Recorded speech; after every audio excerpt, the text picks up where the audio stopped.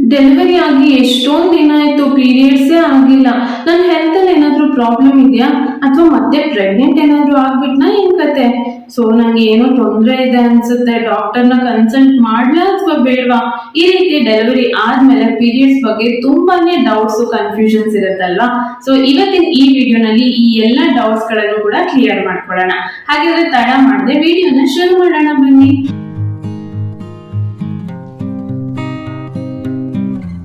Hello ನನ್ನ beautiful family members, welcome back to my channel. ಹೇಗಿದ್ದೀರಾ ಎಲ್ಲರೂ? ಐ ಹೋಪ್ ಎಲ್ಲರೂ ಸೂಪರ್ ಆಗಿದ್ದೀರಾ ಅಂತ ಅನ್ಕೊಳ್ತಾ ಇವತ್ತಿನ ಈ ವಿಡಿಯೋನ ಸ್ಟಾರ್ಟ್ ಮಾಡ್ತಾ ಇದ್ದೀನಿ. ನನ್ನ ಈ ಚಾನಲ್ ಅಲ್ಲಿ ಹಲವಾರು ಈ ರೀತಿಯ ಟಾಪಿಕ್ ಗಳ ಬಗ್ಗೆ ನಾನು ಇನ್ಫಾರ್ಮೇಶನ್ ಗಳನ್ನ ಶೇರ್ ಮಾಡ್ತಾ ಇರ್ತೀನಿ. ಅವೆಲ್ಲ ಕೂಡ ತುಂಬಾ ಜನಕ್ಕೆ ಯೂಸ್ ಆಗುತ್ತೆ. ಇನ್ನು ಪೋಸ್ಟ್ ಮಾರ್ಟಮ್ ಪೀರಿಯಡ್ಸ್ ಅಂದ್ರೆ ಡೆಲಿವರಿ ಆದ್ಮೇಲೆ ಪೀರಿಯಡ್ಸ್ ಬಗ್ಗೆ ತುಂಬಾ ಜನಕ್ಕೆ ಡೌಟ್ ಇರುತ್ತೆ.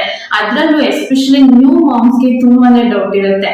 ಯಾಕೆ ನನ್ ಪೀರಿಯಡ್ಸ್ ಆಗ್ತಾ ಇಲ್ಲ? ಇದರಿಂದ ನನ್ಗೆ ಹೆಲ್ತ್ ಅಲ್ಲಿ ಏನಾದ್ರೂ ಪ್ರಾಬ್ಲಮ್ ಆಗಿದೆಯಾ ಅಥವಾ ಎಷ್ಟು ದಿನಕ್ಕೆ ಈ ಪೀರಿಯಡ್ಸ್ ಬರುತ್ತೆ? ಈ ಟೈಮ್ ಅಲ್ಲಿ ಮತ್ತೆ ಪ್ರೆಗ್ನೆಂಟ್ ಆಗುವಂತ ಚಾನ್ಸಸ್ ಇರುತ್ತಾ ಇರಲ್ವಾ? ಅಥವಾ ಡಾಕ್ಟರ್ನ ಕನ್ಸಲ್ಟ್ ಮಾಡ್ಲಾ ಅಥವಾ ಬೇಡವಾ? ಈ ರೀತಿ ಎಷ್ಟೊಂದು ಡೌಟ್ ಗಳಿರುತ್ತಲ್ವಾ? ಇವತ್ತಿನ ಈ ವಿಡಿಯೋನಲ್ಲಿ ಈ ಎಲ್ಲಾ ಡೌಟ್ ಗಳು ಕೂಡ ನಿಮ್ಗೆ ಕ್ಲಿಯರ್ ಆಗುತ್ತೆ. ಸೊ ಹಾಗಾಗಿ ವಿಡಿಯೋನ ಮಿಸ್ ಮಾಡದೆ ಕೊನೆವರೆಗೂ ನೋಡಿ. ಹಾಗೆ ವಿಡಿಯೋ ನಿಮ್ಗೆ ಇಷ್ಟ ಆಗಿ ಯೂಸ್ಫುಲ್ ಅಂತ ಅನ್ಸಿದ್ರೆ ಮಿಸ್ ಮಾಡದೆ ವಿಡಿಯೋ ಒಂದು ಲೈಕ್ ನ ಕೊಡಿ. ಹಾಗೆ ಫಸ್ಟ್ ಟೈಮ್ ಏನಾದ್ರೂ ನೀವು ಈ ಚಾನಲ್ ವಿಡಿಯೋ ನೋಡ್ತಾ ಇದ್ರೆ ಕೆಳಗಡೆ ರೆಡ್ ಕಲರ್ ಅಲ್ಲಿ ಕಾಣಿಸ್ತಾ ಇರುವಂತ ಸಬ್ಸ್ಕ್ರೈಬ್ ಬಟನ್ ಅನ್ನ ಕ್ಲಿಕ್ ಮಾಡ್ಕೊಂಡು ಪಕ್ಕದಲ್ಲಿ ಬರುವಂತ ಬೆಲ್ ಐಕಾನ್ ಅನ್ನು ಕೂಡ ಕ್ಲಿಕ್ ಮಾಡಿ. ಸೊ ಬನ್ನಿ ಹಾಗಿದ್ರೆ ನೋಡೋಣ. ಪ್ರೆಗ್ನೆನ್ಸಿಯಲ್ಲಿ ಯೂಶುವಲ್ ಆಗಿ ಎಲ್ರಿಗೂ ಕೂಡ ಪೀರಿಯಡ್ಸ್ ಸ್ಟಾಪ್ ಆಗುತ್ತೆ. ಬಟ್ ಕೆಲವೊಬ್ಬರಲ್ಲಿ ಸ್ಪಾಟಿಂಗ್ ಇರುತ್ತೆ, ಅಂದ್ರೆ ಸ್ವಲ್ಪ ರಕ್ತಸ್ರಾವ ಆಗ್ತಾ ಇರುತ್ತೆ. ಅಂದ್ರೆ 100ರಲ್ಲಿ 10% ಜನಕ್ಕೆ ಈ ರೀತಿ ಆಗುವಂತ ಚಾನ್ಸಸ್ ಇರುತ್ತೆ. ನನಗೆ ನನ್ನ ಫಸ್ಟ್ ಪ್ರೆಗ್ನೆನ್ಸಿಯಲ್ಲಿ ಈ ಪ್ರಾಬ್ಲಮ್ ಇರಲಿಲ್ಲ, ಬಟ್ ಸೆಕೆಂಡ್ ಪ್ರೆಗ್ನೆನ್ಸಿಯಲ್ಲಿ ಸ್ವಲ್ಪ ಸ್ಪಾಟಿಂಗ್ ಇತ್ತು. ಸೊ ಈ ರೀತಿ ಇದ್ದಾಗ ಇದು ನಾರ್ಮಲ್ ಅಂತ ಗೊತ್ತಿದೆ, ಬಟ್ ಆದ್ರೂ ಕೂಡ ಸೇಫರ್ ಸೈಡ್ ನಾವು ಡಾಕ್ಟರ್ನ ಕನ್ಸಲ್ಟ್ ಮಾಡೋದು ತುಂಬಾ ಒಳ್ಳೆಯದು. ಇನ್ನು ನಾವು ಪೋಸ್ಟ್ ಪಾರ್ಟಮ್ ಪೀರಿಯಡ್ಸ್ ಮತ್ತೆ ಪೋಸ್ಟ್ ಪಾರ್ಟಮ್ ಬ್ಲೀಡಿಂಗ್ ಬಗ್ಗೆ ತಿಳ್ಕೊಳ್ಳೇಬೇಕು. ಇವೆರಡು ಮಧ್ಯೆ ತುಂಬಾನೇ ಡಿಫ್ರೆನ್ಸ್ ಇದೆ. ತುಂಬಾ ಜನ ಕನ್ಫ್ಯೂಸ್ ಆಗ್ಬಿಡ್ತಾರೆ. ಸೊ ಯೂಶಲಿ ಡೆಲಿವರಿ ಆದ್ಮೇಲೆ ಅಂದ್ರೆ ನಾರ್ಮಲ್ ಡೆಲಿವರಿ ಆಗಿರ್ಬೋದು ಅಥವಾ ಸಿ ಸೆಕ್ಷನ್ ಆಗಿರ್ಬೋದು, ಎರಡು ರೀತಿ ಡೆಲಿವರಿ ಆದ್ಮೇಲೆ ಬ್ಲೀಡಿಂಗ್ ಆಗೋದು ಕಾಮನ್ ಅಲ್ವಾ? ಸೊ ಈ ಬ್ಲೀಡಿಂಗು ಕೆಲವೊಬ್ಬರಿಗೆ 1 ತಿಂಗಳವರೆಗೂ ಅಥವಾ 1.5 ಅಥವಾ 2 ತಿಂಗಳವರೆಗೂ ಇರುತ್ತೆ. ಅಂದ್ರೆ 15 ದಿನಕ್ಕೆ ಒಂದ್ಸಾರಿ ಸ್ವಲ್ಪ ಸ್ವಲ್ಪ ಬ್ಲೀಡಿಂಗ್ ಆಗ್ತಾ ಇರುತ್ತೆ. ಇದನ್ನ ನಾವು ಪೋಸ್ಟ್ ಪಾರ್ಟಮ್ ಬ್ಲೀಡಿಂಗ್ ಅಂತ ಕರಿತೀವಿ. ಸೊ ಇದಾದ ನಂತರ ಸ್ವಲ್ಪ ದಿನದವರೆಗೂ ಪೀರಿಯಡ್ಸ್ ಆಗೋದೇ ಇಲ್ಲ.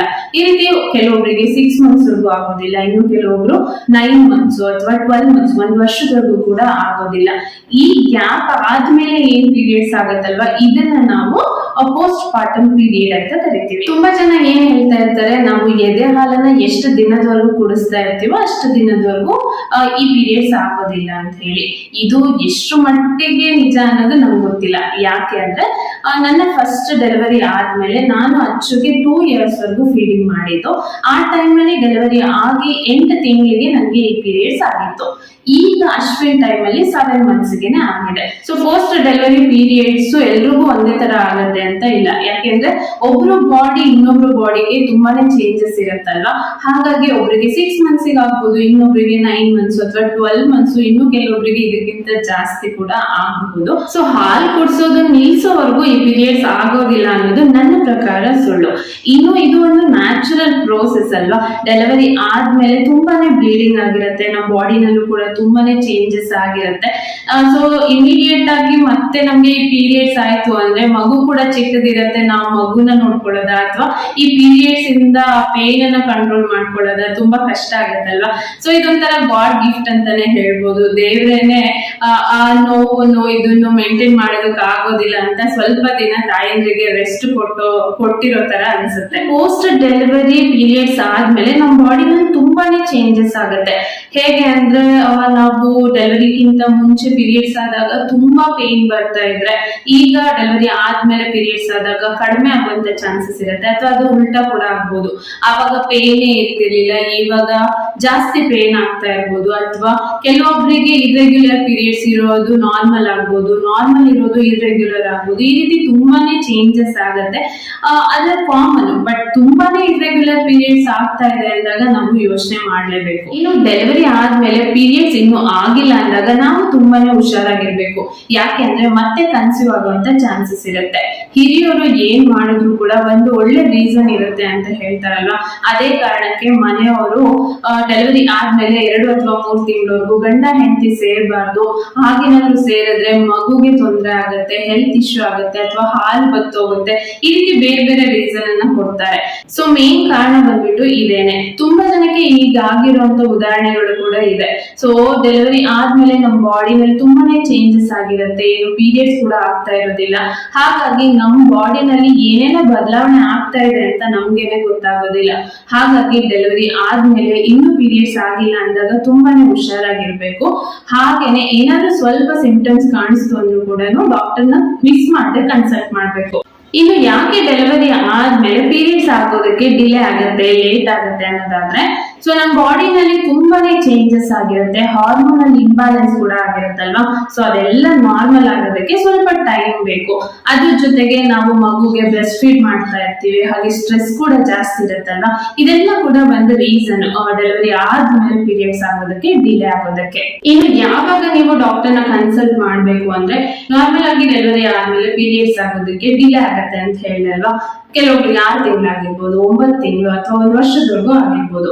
ಅದಾದ ನಂತರ ನೀವು ಪೀರಿಯಡ್ಸ್ ಆದಾಗ ತುಂಬಾನೇ ಹೆವಿ ಫ್ಲೋ ಆಗ್ತಾ ಇದೆ, ಅಂದ್ರೆ ತುಂಬಾ ಜಾಸ್ತಿ ಬ್ಲೀಡಿಂಗ್ ಆಗ್ತಾ ಇದೆ ಅಂದಾಗ ಡಾಕ್ಟರ್ನ ಕನ್ಸಲ್ಟ್ ಮಾಡಿ. ಅಥವಾ ಬ್ಲಡ್ ಕ್ಲಾಟ್ಸ್ ಗಳಾಗ್ತಾ ಇರುತ್ತೆ, ಅಂದ್ರೆ ಸ್ವಲ್ಪ ಉಂಡೆ ತರ ಬ್ಲಡ್ ಹೋಗ್ತಾ ಇರುತ್ತೆ ಫ್ಲೋ ನಲ್ಲಿ, ಬಟ್ ಅದಕ್ಕಿಂತ ಜಾಸ್ತಿ ದೊಡ್ಡ ಗಾತ್ರದಲ್ಲಿ ಏನಾದ್ರೂ ಹೋಗ್ತಾ ಇದೆ ಅಂದಾಗ ನೀವು ಮಿಸ್ ಮಾಡದೆ ಡಾಕ್ಟರ್ನ ಕನ್ಸಲ್ಟ್ ಮಾಡಿ. ಇನ್ನು ಯೂಶುವಲ್ ಆಗಿ ಕೆಲವೊಬ್ಬರಿಗೆ 3 ಡೇಸ್ 5 ಡೇಸ್ ಅಥವಾ 7 ಡೇಸ್ ವರೆಗೂ ಈ ಪೀರಿಯಡ್ಸ್ ಫ್ಲೋ ಇರುತ್ತೆ. ಅದಕ್ಕಿಂತ ಜಾಸ್ತಿ ಇದೆ ಅಂದಾಗ ಕೂಡ ನೀವು ಡಾಕ್ಟರ್ನ ಕನ್ಸಲ್ಟ್ ಮಾಡ್ಬೇಕು. ಇನ್ನು ಸ್ಪಾಟಿಂಗ್ ಯೂಶುವಲ್ ಆಗಿ ಎಲ್ರಿಗೂ 28 ಡೇಸ್ ಸೈಕಲ್ ಇರುತ್ತಲ್ವಾ. ಕೆಲವೊಬ್ಬರಿಗೆ ಇದು ವೇರಿ ಆಗ್ಬೋದು. ನಾನು ಎಕ್ಸಾಂಪಲ್ಗೆ 28 ಡೇಸ್ ಅಂತ ತಗೊಂಡಿದ್ದೀನಿ. ಸೊ 28 ಡೇಸ್ ಆದ್ಮೇಲೆ ಪೀರಿಯಡ್ಸ್ ಆಗತ್ತೆ ಕೆಲವೊಬ್ಬರಿಗೆ. ಬಟ್ ಈ ರೀತಿ ಡೆಲಿವರಿ ಆದ್ಮೇಲೆ ಪೀರಿಯಡ್ಸ್ ಆಗೋ ಟೈಮ್ ಅಲ್ಲಿ 15 ದಿನಕ್ಕೆ ಒಂದ್ಸಾರಿ ಅಥವಾ ಒಂದು 10 ದಿನಕ್ಕೆ ಒಂದ್ಸಾರಿ ಸ್ವಲ್ಪ ಬ್ಲೀಡಿಂಗ್ ಆಗ್ತಾ ಇದೆ ಅಂದಾಗ ನೀವು ಮಿಸ್ ಮಾಡದೆ ಡಾಕ್ಟರ್ನ ಕನ್ಸಲ್ಟ್ ಮಾಡ್ಬೇಕು. ಅಥವಾ ನೀವು ಡೆಲಿವರಿ ಆಗೋಕ್ಕಿಂತ ಮುಂಚೆ ಅಂದ್ರೆ ಪ್ರೆಗ್ನೆನ್ಸಿಗೂ ಮುಂಚೆ ನಿಮ್ಮ ಪೀರಿಯಡ್ಸ್ ರೆಗ್ಯುಲರ್ ಆಗಿ ಇತ್ತು, ಬಟ್ ಡೆಲಿವರಿ ಆದ್ಮೇಲೆ ತುಂಬಾನೇ ಇರ್ರೆಗ್ಯುಲರ್ ಆಗ್ತಾ ಇದೆ ಅಂದಾಗ್ಲೂ ಕೂಡ ಕನ್ಸಲ್ಟ್ ಮಾಡ್ಬೇಕು. ಸೊ ಡೆಲಿವರಿ ಆಗಿ ಪೀರಿಯಡ್ಸ್ ಆದಾಗ ಸ್ಟಾರ್ಟಿಂಗ್ 1 ಅಥವಾ 2 ತಿಂಗಳವರೆಗೂ ತುಂಬಾನೇ ವೇರಿಯೇಷನ್ ಇರುತ್ತೆ ಪೀರಿಯಡ್ಸ್ ಅಲ್ಲಿ. ಹಾಗಾಗಿ 1 ಅಥವಾ 2 ತಿಂಗಳವರೆಗೂ ಚೆಕ್ ಮಾಡಿ ನೋಡಿ. ಅದಾದ್ಮೇಲೂ ಕೂಡ ಇದೇ ತರ ಇರ್ರೆಗ್ಯುಲರ್ ಪೀರಿಯಡ್ಸ್ ಆಗ್ತಾ ಇದೆ ಅಂದಾಗ ಮಿಸ್ ಮಾಡದೆ ಡಾಕ್ಟರ್ನ ಕನ್ಸಲ್ಟ್ ಮಾಡಿ. ಇನ್ನು ನೀವು ಮಗುಗೆ ಹಾಲು ಕುಡಿಸೋದನ್ನ ನಿಲ್ಸಿದ ಮೇಲೂ ಕೂಡ ಪೀರಿಯಡ್ಸ್ ಆಗಿಲ್ಲ ಅಂದ್ರೆ ಕನ್ಸಲ್ಟ್ ಮಾಡ್ಬೇಕು ಡಾಕ್ಟರ್ನ. ಹಾಗೇನೆ ಈ ಪೋಸ್ಟ್ ಡೆಲಿವರಿ ಪೀರಿಯಡ್ಸ್ ಆದಾಗ ನಿಮಗೆ ತುಂಬಾ ಜ್ವರ ಬರ್ತಾ ಇರೋದು ಅಥವಾ ಮೈ ಕೈ ನೋವು ಜಾಸ್ತಿ ಇರೋದು, ಈ ರೀತಿ ಏನಾದ್ರು ಸಮಸ್ಯೆ ಇದ್ದಾಗ ಕೂಡ ನೀವು ಡಾಕ್ಟರ್ನ ಕನ್ಸಲ್ಟ್ ಮಾಡ್ಬೋದು. ಇನ್ನು ಮೆನ್ಸ್ಟ್ರಲ್ ಕಪ್, ತುಂಬಾ ಜನಕ್ಕೆ ಇದ್ರ ಬಗ್ಗೆ ಗೊತ್ತಿಲ್ಲ. ಇದೇನು ಅಂದ್ರೆ ನಾರ್ಮಲ್ ಆಗಿ ಪೀರಿಯಡ್ಸ್ ಆದಾಗ ನಾವು ಪ್ಯಾಡ್ ಯೂಸ್ ಮಾಡೋ ಬದಲು ಒಂದು ಕಪ್ ನ ಯೂಸ್ ಮಾಡ್ತೀವಿ, ಅದನ್ನೇ ಮೆನ್ಸ್ಟ್ರಲ್ ಕಪ್ ಅಂತ ಹೇಳ್ತೀವಿ. ಸೊ ಯಾರು ಆಲ್ರೆಡಿ ಇದನ್ನ ಪ್ರೆಗ್ನೆನ್ಸಿಗೂ ಮುಂಚೆ ಯೂಸ್ ಮಾಡ್ತಾ ಇದ್ರು ಅವರಿಗೆ ಈ ಮೆನ್ಸ್ಟ್ರಲ್ ಕಪ್ ನ ಸೈಜ್ ವೇರಿ ಆಗ್ಬೋದು. ಯಾಕಂದ್ರೆ ವಜೈನಲ್ ಬರ್ತ್ ಆಗಿದ್ರೆ ಸ್ವಲ್ಪ ಚೇಂಜಸ್ ಆಗಿರುತ್ತಲ್ವಾ. ಸೊ ಹಾಗಾಗಿ ಒಂದು ಸೈಜ್ ದೊಡ್ಡದು ನಿಮ್ಗೆ ಬೇಕಾಗ್ಬೋದು ಈ ಟೈಮ್ ಅಲ್ಲಿ. ಹಾಗೇನೆ ಈ ಪೋಸ್ಟ್ ಪಾರ್ಟಮ್ ಪೀರಿಯಡ್ಸ್ ಸ್ಟಾರ್ಟ್ ಆದಾಗ ಇಮಿಡಿಯೇಟ್ ಆಗಿ ಮೆನ್ಸ್ಟ್ರಲ್ ಕಪ್ ಅನ್ನ ಯೂಸ್ ಮಾಡೋದು ಬೇಡ. 1 ಅಥವಾ 2 ತಿಂಗಳು ನಾರ್ಮಲ್ ಆಗಿ ಪ್ಯಾಡ್ ಅಥವಾ ಕ್ಲಾತ್ ಅನ್ನ ಯೂಸ್ ಮಾಡಿ, ಅದಾದ ನಂತರ ಮೆನ್ಸ್ಟ್ರಲ್ ಕಪ್ ಅನ್ನ ಯೂಸ್ ಮಾಡಬಹುದು. ಇನ್ನು ಪೋಸ್ಟ್ ಪಾರ್ಟಮ್ ಪೀರಿಯಡ್ ಬಗ್ಗೆ ಮಾತಾಡ್ತಾ ಇದ್ದೀವಿ ಅಂದ್ಮೇಲೆ ನೆಕ್ಸ್ಟ್ ಬೇಬಿ ಪ್ಲಾನಿಂಗ್ ಬಗ್ಗೆ ಕೂಡ ನಾವು ಮಾತಾಡ್ತಾ ಇರ್ಬೇಕಲ್ಲ. ಸೊ ನಾರ್ಮಲ್ ಆಗಿ ಡಾಕ್ಟರ್ ಏನ್ ಹೇಳ್ತಾರೆ ಅಂದ್ರೆ, ನಾರ್ಮಲ್ ಡೆಲಿವರಿ ಆಗಿದ್ದಾಗ 1.5 ವರ್ಷದವರೆಗೂ ಗ್ಯಾಪ್ ಇರಲಿ, ಹಾಗೆ ಸಿ ಸೆಕ್ಷನ್ ಆದಾಗ 2.5 ವರ್ಷದವರೆಗೂ ಗ್ಯಾಪ್ ಇದ್ರೆ ತುಂಬಾನೇ ಒಳ್ಳೇದು ಅಂತ. ಯಾಕೆಂದ್ರೆ ನಮ್ಮ ಬಾಡಿನಲ್ಲಿ ತುಂಬಾನೇ ಚೇಂಜಸ್ ಆಗಿರುತ್ತೆ. ಆಗಿರುತ್ತೆ, ನಮಗೂ ಕೂಡ ಸ್ವಲ್ಪ ರೆಸ್ಟ್ ಬೇಕಾಗಿರುತ್ತಲ್ವಾ. ಹಾಗೇನೆ ಮಗು ಇರುತ್ತೆ ಆಲ್ರೆಡಿ, ಅದನ್ನ ನಾವು ಚೆನ್ನಾಗಿ ನೋಡ್ಕೋಬೇಕು. ಸೊ ಇಮಿಡಿಯೇಟ್ ಆಗಿ ಇನ್ನೊಂದು ಮಗು ಆದ್ರೆ ಇಬ್ರು ಕೂಡ ನೋಡ್ಕೊಳ್ಳೋದು ತುಂಬಾನೇ ಕಷ್ಟ ಆಗುತ್ತೆ. ಸೊ ಹಾಗಾಗಿ ನಾರ್ಮಲ್ ಡೆಲಿವರಿ ಆಗಿದ್ರೆ ಅಟ್ಲೀಸ್ಟ್ ಮಿನಿಮಮ್ 1.5 ವರ್ಷದವರೆಗೂ ಗ್ಯಾಪ್ ಇರಲಿ. ಸೊ ಸಿ ಸೆಕ್ಷನ್ ಆಗಿದ್ರೆ 2.5-3 ವರ್ಷದವರೆಗೂ ಗ್ಯಾಪ್ ಇದ್ರೆ ತುಂಬಾನೇ ಒಳ್ಳೇದು. ಸೊ ಸ್ಟಿಚಸ್ ಎಲ್ಲ ನೀಟಾಗಿ ಹೀಲ್ ಆಗಿರುತ್ತೆ. ಅದಾದ್ಮೇಲೆ ನೀವು ಇನ್ನೊಂದು ಬೇಬಿ ಪ್ಲಾನ್ ಮಾಡಿದ್ರೆ ಚೆನ್ನಾಗಿ ಬ್ಯಾಲೆನ್ಸ್ ಮಾಡ್ಬೋದು ನಿಮ್ಮ ಫಸ್ಟ್ ಬೇಬಿಗೂ ಮತ್ತೆ ಸೆಕೆಂಡ್ ಬೇಬಿಗೂ. ಸೊ ಪೋಸ್ಟ್ ಡೆಲಿವರಿ ಪೀರಿಯಡ್ಸ್ ಬಗ್ಗೆ ನಿಮ್ಗೆ ಇದ್ದಂತ ಆಲ್ಮೋಸ್ಟ್ ಎಲ್ಲ ಡೌಟ್ಸ್ ಗಳನ್ನು ಕೂಡ ನಾನು ಕ್ಲಿಯರ್ ಮಾಡಿದ್ದೀನಿ ಅಂತ ಅನ್ಕೊಳ್ತೀನಿ. ಸೊ ಇವತ್ತಿನ ಈ ವಿಡಿಯೋ ತುಂಬಾನೇ ಇನ್ಫಾರ್ಮೇಟಿವ್ ಆಗಿತ್ತು. ಸೊ ನಿಮ್ಗೆ ಈ ವಿಡಿಯೋ ಇಷ್ಟ ಆಗಿ ಇನ್ಫಾರ್ಮೇಟಿವ್ ಅಂತ ಅನ್ಸಿದ್ರೆ ಮಿಸ್ ಮಾಡದೆ ವಿಡಿಯೋನ ಲೈಕ್ ಮಾಡಿ, ಹಾಗೆ ಫಸ್ಟ್ ಟೈಮ್ ಏನಾದ್ರು ನೋಡ್ತಾ ಇದ್ರೆ ಈ ಚಾನೆಲ್ ಅನ್ನ ಸಬ್ಸ್ಕ್ರೈಬ್ ಮಾಡ್ಕೊಳ್ಳಿ. ಇನ್ನು ನಿಮ್ಮ ಫ್ರೆಂಡ್ಸ್ ಮತ್ತೆ ಫ್ಯಾಮಿಲಿ ಮೆಂಬರ್ಸ್ ಅಲ್ಲಿ ಈ ವಿಡಿಯೋ ಯಾರಿಗೆಲ್ಲ ಯೂಸ್ ಆಗ್ಬೋದು ಅಂತ ಅನ್ಸುತ್ತೋ ಅವ್ರ ಜೊತೆ ಶೇರ್ ಮಾಡಿ. ಮತ್ತೊಂದು ಇಂಟ್ರೆಸ್ಟಿಂಗ್ ಬ್ಲಾಗ್ ಅಥವಾ ಟಾಪಿಕ್ ಜೊತೆ ಸಿಗ್ತೀನಿ. ಅಲ್ಲಿವರೆಗೂ thanks for watching. Bye bye, take care.